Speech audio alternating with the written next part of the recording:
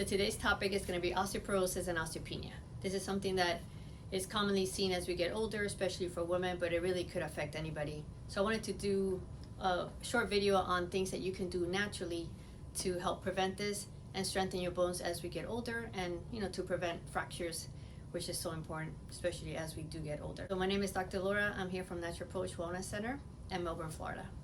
Here are the things that I look at when I'm seeing a patient that tells me they're concerned about that, or they had a recent diagnosis of osteopenia or osteoporosis. So some are interested in taking the recommended protocol by the Western doctors, and sometimes they really would like to try a natural alternative. But either way, these recommendations that I'm going to give you, you can do either you want to do it naturally or you still want to follow the protocol that your doctor is giving you. So the first thing that I like to look at is blood work, because obviously if there's some kind of deficiency somewhere, you want to address that too.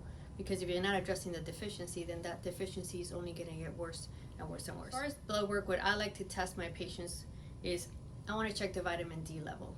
I want to check their calcium. So to get your calcium tested, it should be part of your comprehensive metabolic panel. It's your CMP, so make sure your doctor is doing that just to see where your calcium level is at. You also want to check your DHEA. You want to check your thyroid. Make sure that they're testing your TSH, your free T3, free T4. And then they could also check your parathyroids, because that's also important when you're looking at the bone density. And make sure that they're checking your adrenals and your cortisol.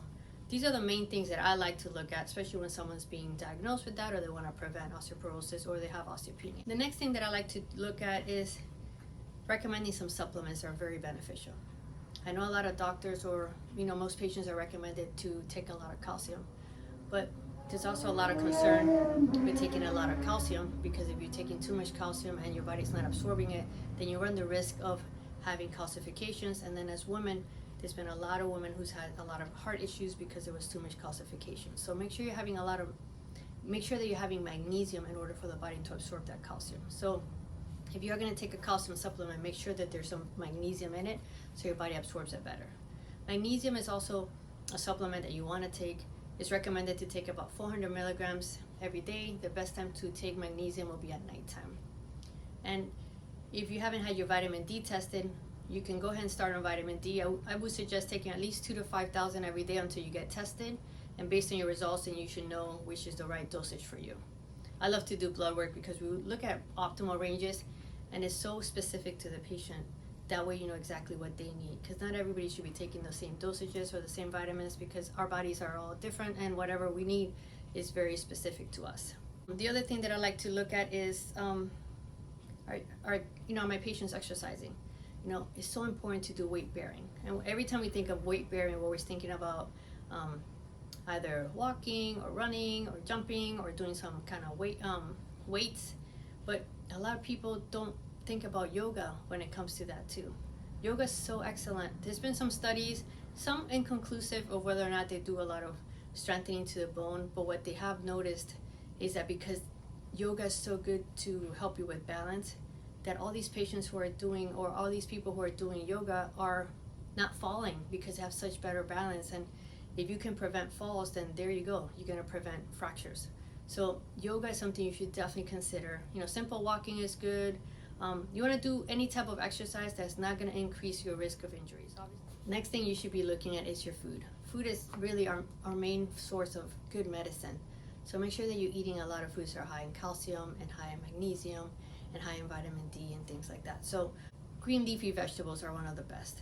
I know some people suggest some dairy, but in Chinese medicine, dairy can cause a lot of mucus and a lot of congestion in our bodies. So sometimes it's not the best source of calcium. There's a lot of studies that say that we're not absorbing the calcium the right way, and that's why we have such a high incidence of osteoporosis and osteopenia here. So look into green leafy vegetables, broccoli, kale, collard greens. All those are excellent sources. Another source of food that will be very beneficial will be salmon, sardines. I know a lot of people don't like sardines, but they're so good for you, especially if they have the little bones in it. So you want to avoid alcohol and smoking. Those are things that are going to deplete you. So you want to strengthen your bones. You don't want to do anything that's actually going to deplete your bones of the calcium that it needs. You could also do nuts, almonds, walnuts. Those are also beneficial to strengthen your bones. As always, my favorite is acupuncture and herbs.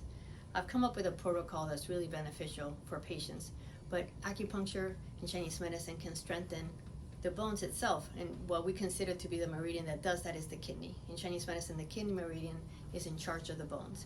And that's what we see as we start aging, when the kidney starts to become depleted, the symptoms that we're seeing. So kidney deficiency will show thinning of the head hair.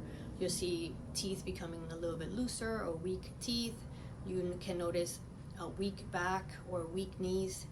All this has to do with the kidney deficiency, which is in charge of the bones, and also hearing.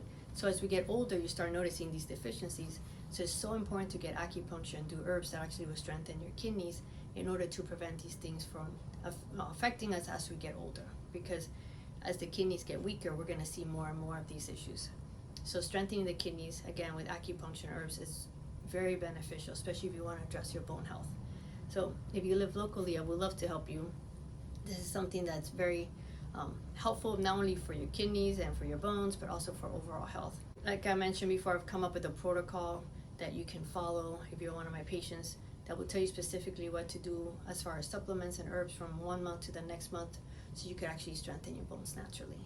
But there's always so much more to cover. I just want to kind of keep it short and kind of give you some information that you can actually do something with as of today. So you can start right away and you could be part of your own health. But if I can help you, if you're local here, again, you can reach us at mynaturalapproach.com. That's my website, or you can call us at 321-725-2438. And if you're not local, I can still do some phone consultations. I can still look at your blood work. I can still make suggestions. And if you're in need of any type of herbs, I could always mail that to you. But reach out to my office for any questions, or you could always, again, you could go on my website at mynaturalapproach.com.